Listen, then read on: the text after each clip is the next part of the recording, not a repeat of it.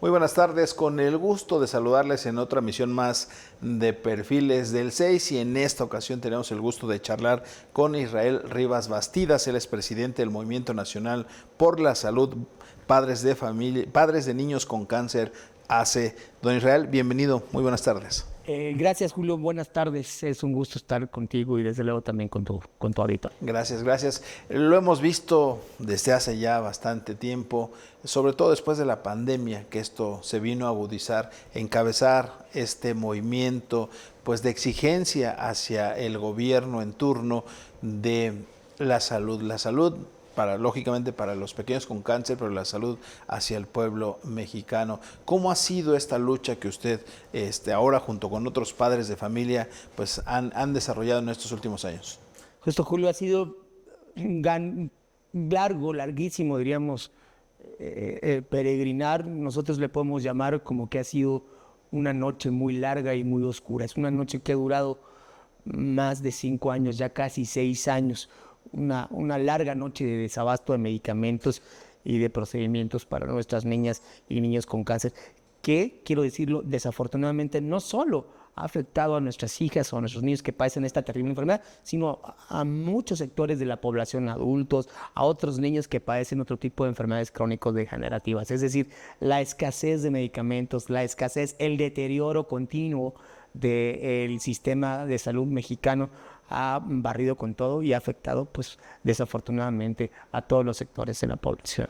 Y en el caso del cáncer, pues no es un problema menor, de acuerdo con datos de la Organización Mundial de la Salud, cada año 300,000 casos nuevos de menores de 18 años que lamentablemente pues son detectados con cáncer, y todavía es más cruel que de esa cifra, en los países donde hay las condiciones adecuadas, el 87% puede revertir y sobrevivir al cáncer. Lamentablemente, en países menos desarrollados, donde se encuentra México, entre 56 y 57% pues logran, si tienen el tratamiento, revertir la situación.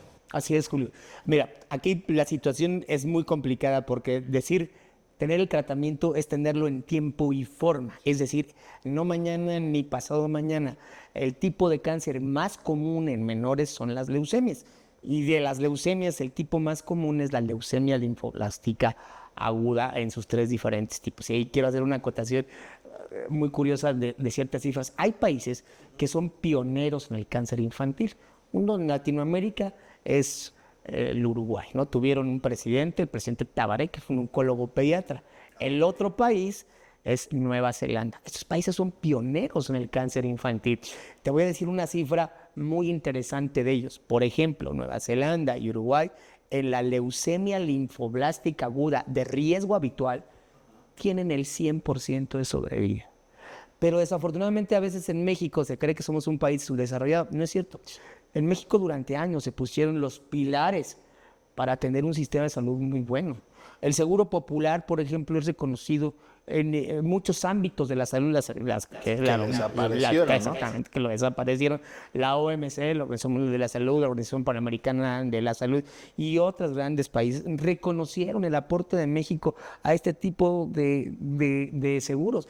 Es decir, sí, no era el mejor sistema de salud del mundo, no lo podemos decir, pero no teníamos esta regresión que hoy hemos tenido, ¿verdad?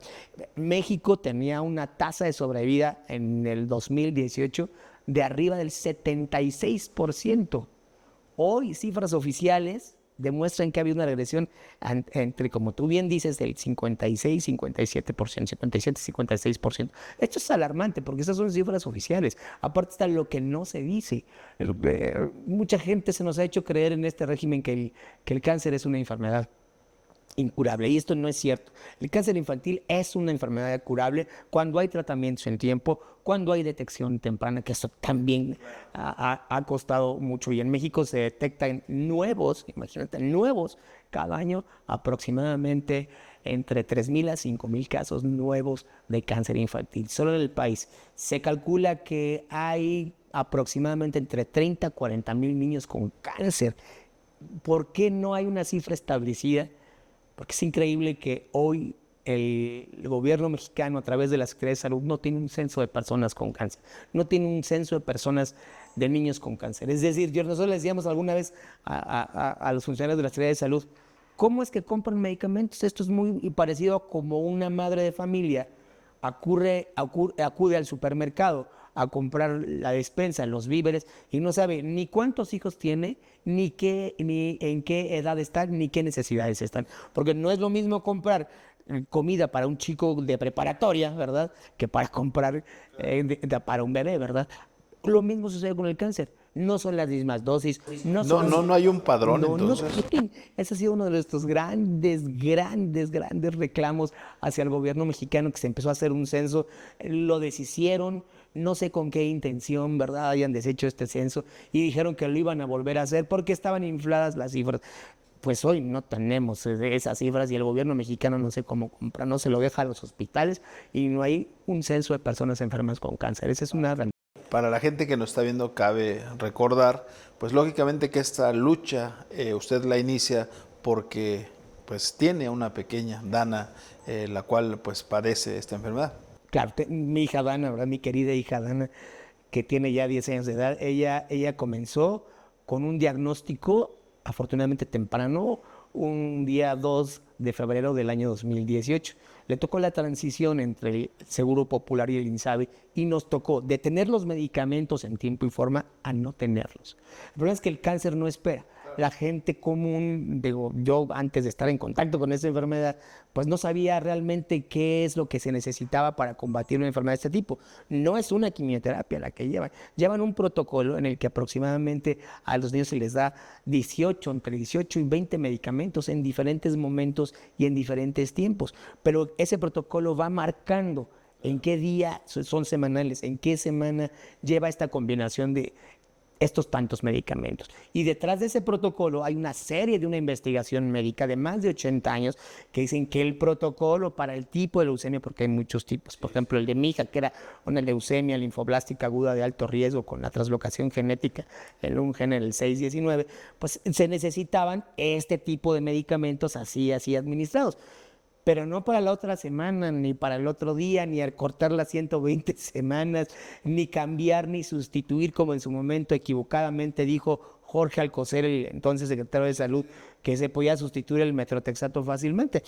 No es cierto, ¿verdad? La verdad es que ahí sí tuvo un lapsus brutus muy grande el exsecretario de Salud. Entonces, justamente hacer esta aclaración, que son una serie de medicamentos que se dan y que se deben dar en tiempo y forma. Y que si no hay el medicamento para recetarlo o para suministrarlo en el momento en que indica al protocolo, hay un grave daño a la integridad física y a la salud del menor. Ahora, bueno, ya estamos en otro gobierno. El anterior fue muy cuestionado de inicio, pues por esto que el propio presidente decía que se iba a mejorar el sistema de salud, íbamos a tener, como en Dinamarca, un fracaso con el INSABI, ahora IMSS Bienestar, pero a la fecha, y recientemente la presidenta, pues digo, en 2 meses vamos a solucionar el desabasto. Bueno, uno se pregunta si en 6 años anteriores no lo lograron, pues resulta más complejo que en 2 meses hagan esa acción. Preguntarle, ustedes como padres de familia que van a las manifestaciones, que se reúnen con algunos funcionarios, ¿nada ha cambiado de plano? ¿Es una pérdida de tiempo esas reuniones? ¿Qué ha pasado en ese tema del desabasto para los pequeños con cáncer? Sí, te comento lo siguiente. Justamente se tomó el aeropuerto hace una semana. Por esa razón no hay medicamentos otra vez. Cuando afecta a los hospitales de tercer nivel, donde se atienden este tipo de males, de padecimientos que son crónico-degenerativos, que se llaman enfermedades catastróficas porque ponen en riesgo no solamente la vida del paciente, sino toda una serie de situaciones alrededor, como es la economía, la salud emocional de la familia. Es que cuando faltan en los hospitales de tercer nivel, los hospitales de primero y segundo nivel ya no tienen nada. Entonces, sí hay una grave afectación hoy en la salud comparada con el 2019, cuando hicimos la primera tomada del aeropuerto. Tal vez lo que sucede es que se ha pedido la capacidad de articulación de padres y de pacientes por muchas razones. Los gobiernos tienen siempre la tendencia a disminuir y acabar con los movimientos sociales a través de la calumnia, de la difamación, como bien dijo López-Gatell, ¿verdad?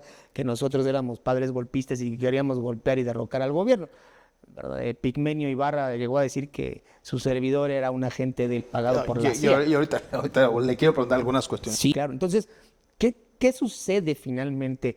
Este gobierno ha replicado justamente el mismo proyecto en la adquisición de medicamentos.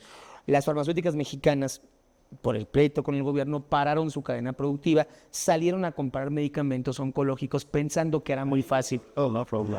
Compraron en la India, que es medicamento de muy baja calidad. También estuvieron comprando medicamento en Brasil y en España. Pero, ¿qué pasa con estos países que generan medicamentos genéricos de buena calidad? Lógicamente, el abasto lo prevén para su propio consumo y para países aliados que ya tienen, digamos, un acuerdo de años y que tienen 15 o 20 años encargándolos los medicamentos con anterioridad. Porque estos medicamentos además son sustancias que llegan las sales a México y se tienen que preparar aquí bajo circunstancias muy especiales. Esto de la megafarmacia es un cuento, ¿verdad? Eso no es cierto, porque el medicamento se tiene que preparar al momento, porque su lapso de vida, por muchas razones, es muy corto. De estas quimioterapias, de estos medicamentos oncológicos específicamente, tienen que estar a una temperatura específica, no les puede dar la luz porque se inactivan.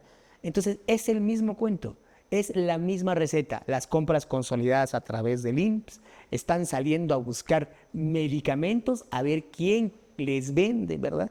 Y se está replicando el mismo sistema por el mismo pleito que traen entre compañías mexicanas que tenían el abasto, ¿verdad? Y el gobierno, y los gobiernos actuales, y los platos rotos nos estamos pagando nosotros. Entonces es lo mismo, no ha cambiado nada. Claro. Ahora, preguntarle, hace un momento hablaba sobre estas fricciones, a veces cuando se forma un movimiento, a veces pues las opiniones diversas generan algunos desencuentros entre los integrantes.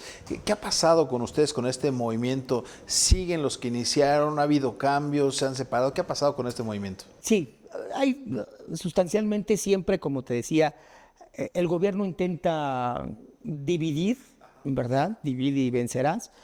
Pretende minar los movimientos sociales, sobre todo movimientos puros como es la defensa de la vida de nuestros hijos y de nuestras niñas, ¿verdad? Hay dos visiones distintas. Hay padres y madres de familia que, desde mi óptica, yo respeto mucho las decisiones que ellos toman, ¿verdad?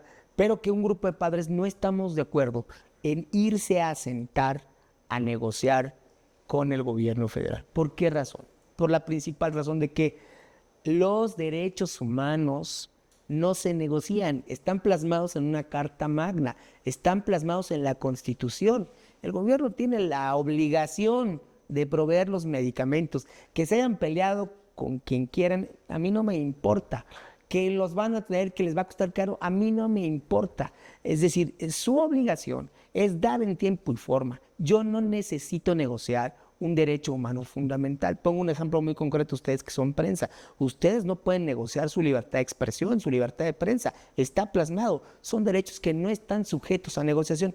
Sentarse a negociar para ver si me van a dar los medicamentos es como darle a la razón al gobierno del problema del desabasto. Jurídicamente no tenemos nada que negociar. Es como si te sientas con un delincuente a negociar la liberación de un familiar secuestrado. No tendrías que negociar con nadie. Está secuestrado y es un delito y tendría que intervenir la autoridad y apresarlos. O con un ladrón, vamos a sentarnos con un ladrón a ver si lo meten a la cárcel o no. No, los derechos no se negocian. Esa es nuestra visión. Yo siento que la negociación de parte del gobierno federal es solamente ganarle tiempo ante el desabasto y darle a los padres a tole con el dedo y tenerlos sentados y entretenidos, justamente para evitar la unión y para evitar las protestas sociales. Ahora, don Israel, cuando lo cuestiona usted, el hecho de, porque participó como aspirante del Frente Amplio y tener esa cercanía con este grupo político en el país y encabezar un movimiento, no hace precisamente que las dudas afloren y que se le cuestione en ese sentido el de meter la política en este movimiento. Julio, todo pasa por la política en este país.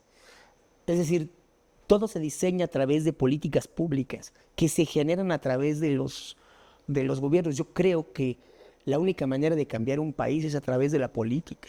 Hay otra vía, que es la vía de las armas, como el del Ejército Zapatista de Liberación Nacional, como el del ERP en Oaxaca, que no creo yo en estos movimientos revolucionarios o contrarrevolucionarios, ¿verdad? Porque también hay guardias blancas en Chiapas de derecha, ¿verdad? Y que tampoco creo que sea la mejor opción para transformar un país, porque podríamos tomar una metralleta para solucionar el problema de los medicamentos, pero la única manera de solucionarlos y la única manera real de hacer algo es a través de la política. Eso me motivó, eso entre otras cosas, ¿no?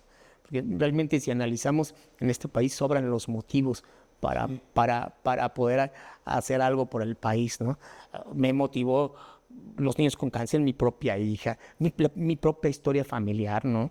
Nosotros fuimos objetos de mi padre fue brutalmente asesinado en el 2000, en 1992. Era un científico que vivía en Chiapas y en la Sierra Chiapaneca lo asesinaron, ¿no? Investigaba la oncocercosis y murió en brazos de mi hermana y nunca hubo justicia.